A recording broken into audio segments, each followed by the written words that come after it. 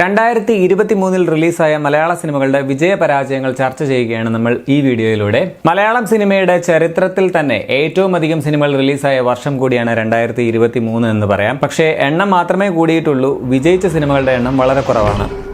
2023 ജനുവരി 6-ന് സിദ്ധാർത്ഥ് ഭരതന്റെ സൗബിൻ ഷാഹിർ സിനിമയായ ജിൻ റിലീസായി. പടം ഡിസാസ്റ്റർ ആയിരുന്നു. ജനുവരി 6-ന് തന്നെ ഇറങ്ങിയ സുരാജ് വെഞ്ഞാറമൂടിന്റെ എന്നാലും എന്റെ അളിയ എന്ന മറ്റൊരു സിനിമ കൂടി ഡിസാസ്റ്ററായി മാറി. ജനുവരി 19-നാണ് മമ്മൂട്ടി LJP ചിത്രമായ നൻപകൽ നേരത്ത് മയക്കം റിലീസാവുന്നത്.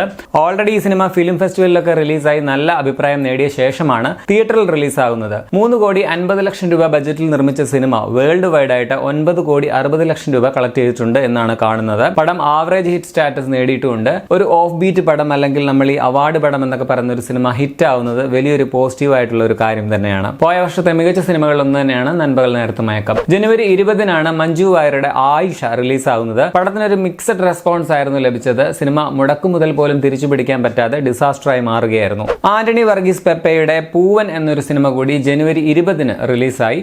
ഈ പടവും ഫ്ലോപ്പായി മാറി. ജനുവരി 26-നാണ് മോഹൻലാൽ ഷാജി കൈലാസ് ടീമിന്റെ എലോൺ എന്ന പരീക്ഷണ സിനിമ റിലീസാവുന്നത്. പടം ബോക്സ് ഓഫീസിൽ തലയും കുത്തി വീണു. മോഹൻലാലിന്റെ സിനിമാ ചരിത്രത്തിലെ ഏറ്റവും തല്ലിപ്പൊളി പടങ്ങളിലൊന്നായിട്ടാണ് പ്രേക്ഷകർ പറയുന്നത്. 3 കോടി അടുത്ത് ബജറ്റുള്ള സിനിമ വേൾഡ് വൈഡ് ആയിട്ട് 1 കോടി രൂപ പോലും കളക്ട് ചെയ്യാനായിട്ട് സാധിച്ചില്ല. പടം ഓൾ ടൈം ഡിസാസ്റ്റർ ആണ്. ഇതേ ദിവസം തങ്കം എന്നൊരു നല്ല സിനിമ കൂടി റിലീസായിരുന്നു. പക്ഷേ മിക്സഡ് റെസ്പോൺസ് ആയിരുന്നു പടത്തിന് ലഭിച്ചത്. പടം ഫ്ലോപ്പായി മാറി. ജനുവരിയിൽ റിലീസായ മറ്റ് സിനിമകൾ പ്രേമിക, തേര്, വനിത തുടങ്ങിയവയാണ്. സോ ജനുവരിയിലെ ബെസ്റ്റ് സിനിമ എന്ന് പറയാനുള്ളത് നൻപകൽ നേരത്ത് മയക്കമാണ്. അത് ആവറേജ് വിജയം മാത്രമാണ് നേടിയത്. ആൻഡ് തങ്കം വിജയിച്ചില്ല, പക്ഷേ നല്ല പടമായിരുന്നു. ഫെബ്രുവരി 3-ാം തീയതി ജോജു ജോർജിന്റെ ഇരട്ട എന്ന സിനിമ റിലീസായി. ക്ലൈമാക്സ് കൊണ്ട് ഞെട്ടിച്ച പടമാണ്. നല്ല അഭിപ്രായം നേടി, പക്ഷേ പടം തിയേറ്ററിൽ വിജയിച്ചില്ല. ഫെബ്രുവരി 3-ാം തീയതി തന്നെയാണ് രോമാഞ്ചം റിലീസാവുന്നത്. മികച്ച അഭിപ്രായവും നല്ല കളക്ഷനും നേടിയ സിനിമ നല്ലൊരു തിയേറ്റർ എക്സ്പീരിയൻസ് ആയിരുന്നു. പടം ബ്ലോക്ക് ബസ്റ്ററായി മാറുകയും ചെയ്തു. കുറഞ്ഞ ബജറ്റിൽ പൂർത്തിയാക്കിയ സിനിമ ഏകദേശം 4.5 കോടി മാത്രമേ മുടക്കുമുതൽ ഈ സിനിമയ്ക്കുള്ളൂ. 69 കോടിയിലധികമാണ് പടം വേൾഡ് വൈഡ് ആയിട്ട് കളക്ട് ചെയ്തത്. ഫെബ്രുവരി 3-ാം തീയതി വെടിക്കെട്ട് എന്നൊരു സിനിമയും റിലീസായിരുന്നു. പേര് പോലെ തന്നെ പടം പൊട്ടിത്തെറിക്കുകയായിരുന്നു. ഇതിനിടയ്ക്ക് സ്പടികം റിലീസ് ചെയ്ത് ഇത്തവണയും 3 കോടിയോളം കളക്ട് ചെയ്ത് വീണ്ടും വിജയം നേടി. മമ്മൂട്ടി B ഉണ്ണികൃഷ്ണൻ ടീമിന്റെ ക്രിസ്റ്റഫർ ഫെബ്രുവരി 9-ന് റിലീസായി. 15 കോടിയിലധികം ചെലവുള്ള സിനിമ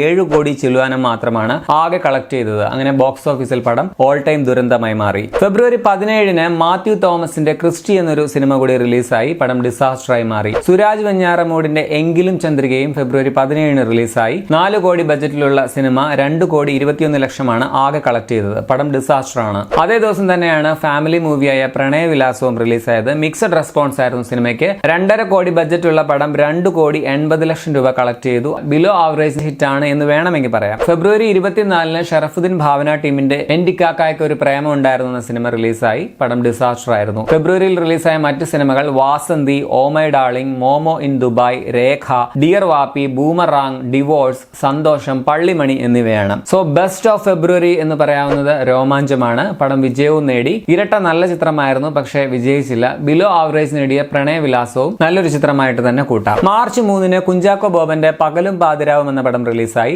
ആ കരാള രാത്രി എന്ന കന്നഡയിലെ ഒരു ക്ലാസ് പടത്തിന്റെ മലയാളത്തിലേക്ക് ഉള്ള റീമേക്ക് ആയിരുന്നത്. പടം റീമേക്ക് ചെയ്ത് കൊളമാക്കിയിരുന്നു. പടം ഡിസാസ്റ്ററുമായി മാറി. മാർച്ച് 10-ന് രാജീവ് രവിയുടെ തുറമുഖം റിലീസായി. 15 കോടി ബജറ്റിൽ വന്ന സിനിമ 3,70,00,000 രൂപ മാത്രമാണ് ആകെ കളക്ട് ചെയ്തത്. ചിത്രം ഓൾ ടൈം ഡിസാസ്റ്റർ ആണ്. ഇതേ ദിവസം ആസിഫ് അലി മമത ടീമിന്റെ മഹേഷും മാരുതിയും എന്നൊരു സിനിമയും റിലീസായി. 5.25 കോടി മുതൽ മുടക്കുള്ള പടം 1 കോടി പോലും കളക്ട് ചെയ്തിട്ടില്ല. ഡിസാസ്റ്റർ ആണ്. മാർച്ച് 24-ന് മഞ്ജു വാര്യരുടെ വെള്ളരിപ്പട്ടണം എന്നൊരു സിനിമ റിലീസായി. പടം ഡിസാസ്റ്ററായി മാറി. OTT-യിൽ പുരുഷപ്രേതം എന്നൊരു സിനിമയും ഇതേ ദിവസം തന്നെ റിലീസായി. നല്ല അഭിപ്രായം നേടി. മാർച്ചിൽ റിലീസായ മറ്റ് സിനിമകൾ ലവ്ഫുള്ളി യുവേഴ്സ്, വേദ, പുഴ മുതൽ പുഴ വരെ, ആളങ്കം, കാലിപ്പേഴ്സ് ഓഫ് ബില്യണേഴ്സ്, ജവാനും മുല്ലപ്പൂവും, കള്ളനും ഭഗവതിയും, ഗ്രാനി എന്നിവയാണ്. മാർച്ചിൽ മികച്ചതെന്ന് പറയാവുന്ന തിയേറ്ററിൽ വിജയിച്ച പടം ഒന്നും തന്നെയില്ല. പക്ഷേ OTT-യിൽ ഇറങ്ങിയ പുരുഷപ്രേതം മികച്ച ചിത്രമാണെന്ന് അഭിപ്രായവും നേടി. ഏപ്രിൽ 6-ന് പ്രിയദർശൻ ഷൈൻ നിഗം ടീമിന്റെ കൊറോണ പേപ്പേഴ്സ് റിലീസായി. 5,50,00,000 രൂപ മുടക്കി നിർമ്മിച്ച സിനിമ വേൾഡ് വൈഡ് ആയിട്ട് ആകെ കളക്ട് ചെയ്തത് 2,40,00,000 മാത്രമാണ്. പടം ബോക്സ് ഓഫീസിൽ ദുരന്തമായി മാറി.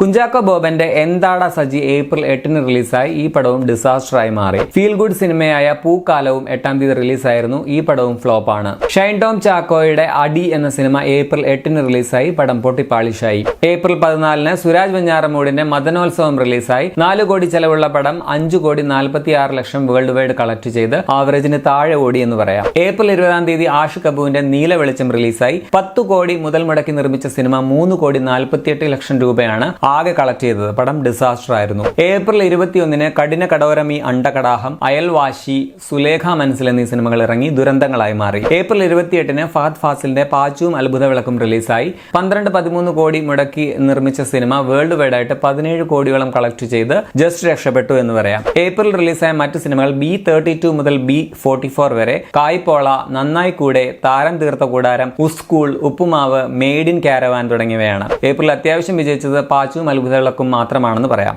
മെയ് മാസത്തിൽ ആദ്യം റിലീസായത് 5-ാം തീയതി ജൂഡ് ആന്റണി ജോസഫിന്റെ 2018 ആണ്. ഈ പടം 18 കോടി ചെലവിൽ നിർമ്മിച്ച സിനിമയാണ്. ഇത് വേൾഡ് വൈഡ് ആയിട്ട് 180 കോടി കളക്ട് ചെയ്ത് ഓൾ ടൈം ബ്ലോക്ക് ബസ്റ്ററായി മാറി. നസ്ലിൻ മാത്യു തോമസ് ടീമിന്റെ നെയ്മർ മെയ് 12-ന് റിലീസായി. 6 കോടി ചെലവ് വന്ന സിനിമ 7,37,00,000 കളക്ട് ചെയ്ത് ആവറേജ് കളക്ഷൻ നേടി എന്ന് പറയാം. മെയ് റിലീസായ മറ്റ് സിനിമകൾ Janaki Jaane, Chathi, Anuragam, Charles Enterprise, Jackson Bazaar Youth, Live, Picasso, Thrishanku എന്നിവയാണ്. ബെസ്റ്റ് ഓഫ് മെയ് എന്ന് പറയാവുന്നത് 2018 ആണ്. നെയ്മർ ആവറേജ് വിജയവും നേടി. ജൂൺ 16-ന് മധുര മനോഹര മോഹം റിലീസായി. 4 കോടി താഴെ മാത്രം ബജറ്റുള്ള സിനിമ 10 കോടിയോളം വേൾഡ് വൈഡ് കളക്ട് ചെയ്ത് ഹിറ്റ് അടിച്ചു. ജൂൺ 23-ന് ഫഹദ് ഫാസിലിന്റെ ഹോംബാലെ ഫിലിംസ് നിർമ്മിച്ച ധൂമം റിലീസായി. 18 കോടി ബജറ്റുള്ള സിനിമ വേൾഡ് വൈഡായി കളക്ട് ചെയ്തത് 6 കോടി രൂപ മാത്രമാണ്. പടം ഓൾ ടൈം ഡിസാസ്റ്റർ ആണ്. ജൂൺ 30-ന് നല്ല നിലാവുള്ള രാത്രി എന്ന സിനിമ റിലീസായി ഡിസാസ്റ്ററായി മാറി. ജൂണിൽ ഇറങ്ങിയ ഓ ബേബി, പെൻഡുലം എന്നീ സിനിമകൾ നല്ല അഭിപ്രായം നേടിയെങ്കിലും വിജയിച്ചില്ല. ജൂണിലെ മറ്റ് സിനിമകൾ Neeraja,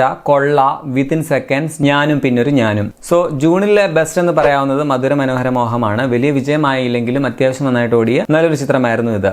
July 7-ന് journey of love 18+ എന്ന സിനിമ റിലീസായി. പടം 6 കോടി കളക്ട് ചെയ്ത് ആവറേജ് ഓടി എന്ന് പറയാം. ജൂലൈ 14-ന് കുഞ്ചാക്കോ ബോബന്റെ പത്മിനി എന്ന സിനിമ റിലീസായി. 4.5 കോടി മുതൽ മുടക്കിയ സിനിമ ആകെ കളക്ട് ചെയ്തത് 2 കോടി മാത്രമാണ്. ജൂലൈ 28-ന് ദിലീപിന്റെ വോയിസ് ഓഫ് സത്യനാഥൻ റിലീസായി. 16 കോടി ബജറ്റുള്ള സിനിമ 22 കോടി കളക്ട് ചെയ്ത് ഹിറ്റ് അടിച്ചു.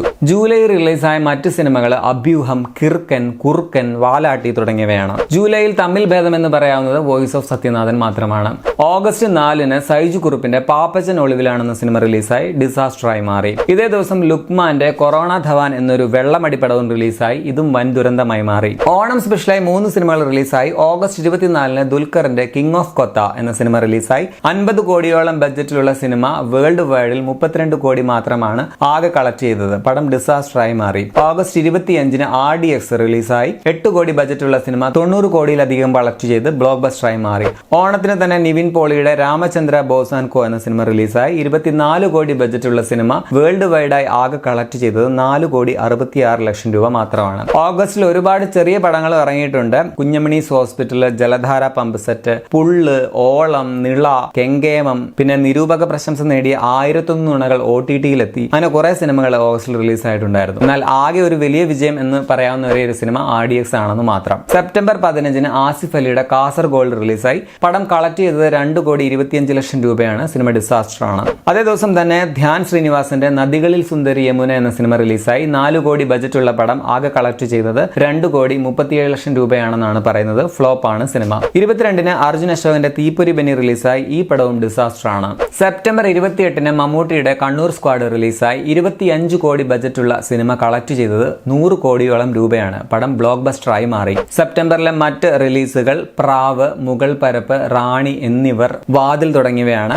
സെപ്റ്റംബറിലെ മികച്ചതും വിജയിച്ചതുമായ ചിത്രം കണ്ണൂർ സ്ക്വാഡ് ആണ്. ഒക്ടോബർ 5-ന് കുഞ്ചാക്കോ ബോബന്റെ ചാവേ റിലീസായി. 23 കോടി ബജറ്റിൽ വന്ന സിനിമ 4 കോടിയാണ് കളക്ട് ചെയ്തത്. പടം ഓൾ ടൈം ഡിസാസ്റ്ററായി മാറി. ഒക്ടോബർ 26-ന് ജോജു ജോർജിന്റെ പുലിമട റിലീസായി. ഡിസാസ്റ്ററായി മാറി. ഒക്ടോബറിലെ മറ്റ് റിലീസുകൾ ലിറ്റിൽ മിസ് റാവുത്തർ, ഇമ്പം, ഒറ്റ, സോമന്റെ കൃതാവ്, വെളുത്ത മധുരം, റാഹേൽ മകൻ കോര, അങ്ങനെ കുറെ ചെറിയ പടങ്ങളാണ്. ഒന്നും വിജയിച്ചില്ല. സോ ഒക്ടോബറിൽ തിയേറ്ററിൽ വിജയമായ സിനിമകൾ ഒന്നും തന്നെ ഇല്ല എന്ന് പറയാം. ഇനി നവംബർ മാസത്തിൽ നവംബർ 3-ന് സുരേഷ് ഗോപിയുടെ ഗരുഡൻ റിലീസായി 12 കോടി ബജറ്റുള്ള സിനിമ 27 കോടി കളക്ട് ചെയ്ത് ഹിറ്റായി മാറി. ദിലീപിന്റെ ബാന്ദ്ര നവംബർ 10-ാം തീയതിയാണ് റിലീസായത്. 30 കോടി ബജറ്റുള്ള സിനിമ ആകെ കളക്ട് ചെയ്തത് 5.25 കോടി രൂപ മാത്രമാണ്. പടം ഓൾ ടൈം ദുരന്തമാണ്. അന്ന് തന്നെ ഷെയ്ൻ നിഗം സണ്ണി വെയിൻ ടീമിന്റെ വേല റിലീസായി. ഈ പടവും ഡിസാസ്റ്ററായി മാറി. നവംബർ 17-ന് ഫാലിമി റിലീസായി. 10 കോടിയോളം ബജറ്റിട്ട് വന്ന സിനിമ 15 കോടിയോളം കളക്ട് ചെയ്ത് ഹിറ്റായി മാറി. ഇതേ ദിവസം ഫീനിക്സ് എന്നൊരു ഹൊറർ ചിത്രവും റിലീസായി. ഈ പടവും ഫ്ലോപ്പായി മാറി. അന്ന് തന്നെയാണ് കല്യാണി പ്രിയദർശന്റെ ശേഷം മൈക്കിൾ ഫാത്തിമ എന്ന സിനിമ റിലീസായത്. ഈ സിനിമയും ദുരന്തമായി മാറി. നവംബർ 23-ന് മമ്മൂട്ടിയുടെ കാതൽ ദ കോർ സിനിമ റിലീസായി. 8 കോടി ബജറ്റുള്ള സിനിമ 14.5 കോടിയോളം കളക്ട് ചെയ്ത് ഹിറ്റായി മാറി. അദൃശ്യജാലകങ്ങൾ, തോൽവി FC, ഒരു ശ്രീലങ്കൻ സുന്ദരി, ഫേസ് ഓഫ് ദി ഫേസ്ലെസ് തുടങ്ങിയ സിനിമകളും നവംബറിൽ തിയേറ്ററുകളിൽ റിലീസായിട്ടുണ്ട്. നവംബറിലെ മികച്ചതെന്ന് പറയാവുന്ന സിനിമകൾ ഗരുഡൻ, ഫാലിമി, കാതൽ എന്നിവയാണ്. ഡിസംബർ 1-ാം തീയതി ജോഷിയുടെ ആന്റണി റിലീസായി. 8 കോടി ബജറ്റുള്ള സിനിമ 13 കോടിയോളം ഇതുവരെ കളക്ട് ചെയ്ത് ആവറേജ് ഹിറ്റായി മാറിയിട്ടുണ്ട്. ഡിസംബർ 8-ന് എ റേഞ്ച് സിനിമ എന്ന ആസിഫ് അലിയുടെ സിനിമ റിലീസായി. ദുരന്തമായി മാറി. ഡിസംബർ 8-ന് തന്നെ ഫിലിപ്സ് എന്ന മുകേഷ് നോബിൾ ബാബു തോമസിന്റെ സിനിമ റിലീസായി. നല്ല അഭിപ്രായം നേടിയ സിനിമ വിജയമായില്ല. ഡിസംബർ 21-ന് മോഹൻലാൽ ജിത്തു ജോസഫ് ടീമിന്റെ നേര് റിലീസായി. 18 കോടി ബജറ്റിൽ വന്ന ചിത്രം വേൾഡ് വൈഡായി ഇതുവരെ കളക്ട് ചെയ്തത് 81 കോടിയോളം രൂപയാണ്. സിനിമ 2023-ലെ ബ്ലോക്ക് ബസ്റ്ററുകളിൽ ഒന്നാണ്. രജനി, ഡാൻസ് പാർട്ടി, ചീന ട്രോഫി, പുള്ളി, മൊത്തത്തിൽ കുഴപ്പമില്ല, ക്യൂൻ എലിസബത്ത് തുടങ്ങിയവയാണ് ഡിസംബറിൽ റിലീസായിട്ടുള്ള മറ്റ് മലയാള സിനിമകൾ. ഡിസംബറിലെ ബെസ്റ്റ് എന്ന് പറയാവുന്നത് നേര് ആണ്. ഞാൻ ഈ പറഞ്ഞതല്ലാതെ ഒരുപാട് ചെറിയ സിനിമകളും പോയ വർഷം റിലീസായിട്ടുണ്ട്. ആകെ 246 സിനിമകളാണ് മലയാളത്തിൽ മാത്രം 2023-ൽ റിലീസായിട്ടുള്ളത്. അതിൽ വിജയിച്ചതും അത്യാവശ്യം മികച്ചതായിട്ട് തോന്നിയതും കേട്ടിട്ടുള്ളതുമായ സിനിമകളെ കുറിച്ച് മാത്രമേ നമ്മൾ പറഞ്ഞിട്ടുള്ളൂ. സോ 2023-ലെ ഏറ്റവും അധികം കളക്ട് ചെയ്ത 5 സിനിമകൾ ഇവയൊക്കെയാണ്. 2018 RDX, കണ്ണൂർ സ്ക്വാഡ്, രോമാഞ്ചം, നേര് എന്നിവ. സിനിമകൾ വിജയിക്കാത്തത് റിവ്യൂ ബോംബിങ്ങിനോ അല്ലെങ്കിൽ റിവ്യൂവേഴ്സിന്റെ എണ്ണം കൂടിയതുകൊണ്ടോ ഒന്നുമല്ല, മികച്ച സിനിമകൾ ഇല്ലാത്തത് കൊണ്ട് തന്നെയാണ്. പ്രേക്ഷകരെ അണ്ടർ എസ്റ്റിമേറ്റ് ചെയ്തുകൊണ്ടുള്ള മോശം തിരക്കഥകളും കാലാഹരണപ്പെട്ട മേക്കിങ്ങും ഒക്കെയാണ് സിനിമകളെ മോശമാക്കുന്നത്. OTT എന്നൊരു സാധ്യത കണ്ടതുകൊണ്ട് ഒരുപാട് തല്ലിപ്പൊളി പടങ്ങൾ ചെറിയ ബജറ്റിൽ നിർമ്മിച്ച് അവയൊക്കെ പിന്നീട് OTTയിൽ റിലീസാക്കാൻ സാധിക്കാതെ തിയേറ്ററിൽ റിലീസ് ചെയ്യേണ്ടി വന്ന ഒരു സാഹചര്യമാണ് 2023-ൽ നമ്മൾ കണ്ടത്. ഇങ്ങനെ നിലവാരം കുറഞ്ഞ സിനിമകൾ OTTയിൽ വിൽക്കാം എന്ന രീതിയിൽ നിർമ്മിച്ചതിന്റെ ഫലം മാത്രമാണ് പല സിനിമകളുടെ പരാജയ കാരണവും എന്ന് പറയാം. ഇനിയെങ്കിലും പ്രേക്ഷകനെ അണ്ടർ എസ്റ്റിമേറ്റ് ചെയ്യാതെ മികച്ച തിരക്കഥകളുള്ള, ഒപ്പം നല്ല താരങ്ങളുള്ള, നല്ല മേക്കിംഗ് ഉള്ള, ആകെ മൊത്തത്തിൽ നല്ല നിലവാരമുള്ള സിനിമകൾ ഇറക്കിയെങ്കിൽ മാത്രമേ മലയാള സിനിമ ഇനി കരകയറുകയുള്ളൂ എന്ന് തന്നെ പറയാം. അത് മനസ്സിലാക്കാൻ സിനിമാ രംഗത്തുള്ളവർ ഇനിയും കുറച്ചുകൂടി ചിന്തിക്കേണ്ടിയിരിക്കുന്നു എന്നുള്ളതാണ് സത്യം. എന്തായാലും 2024 മികച്ച ഒരു വർഷമായിരിക്കും മലയാള സിനിമയ്ക്കെന്ന് പ്രതീക്ഷിക്കാം.